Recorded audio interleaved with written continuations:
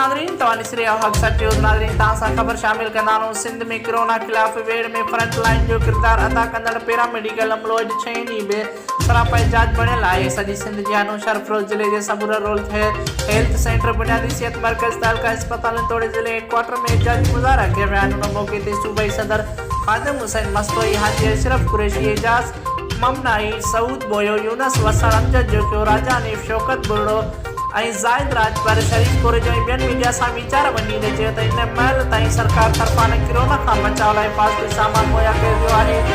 न रिक्स अलाउंस ॾियण जो नालो वरितो पियो वञे, जेका समरी सिहत खाते ड्रामाई अंदाज़ में मोकिली उहा बि परनस खाते वापसि मोकिले छॾी। उन नाइंसाफ़ी जे ख़िलाफ़ मुसलसल 6 ॾींहं बे जांच पिया कयूं, पर वज़ीर आला ऐवाननि जे कननि ते जूं ई न थी चुरे। अॻुवाणनि चयो त 28 मई ते सूबाई काबीना जे इजलास में हुकूमत ख़िलाफ़ तहरीक जो बाक़ाइदे ऐलान कंदासीं। हाणे कंहिं बि क़िस्म जी लोलीपॉप क़बूल न कंदासीं। उन करे सिंध सरकार खे घुर्जे त पंहिंजो क़िबलो दुरुस्त करे असांजे ॾिनल चार्टर ऑफ डिमांड जो नोटिफिकेशन जारी करे। रिपोर्ट ज़ुबैर अहमद, हक सच न्यूज़।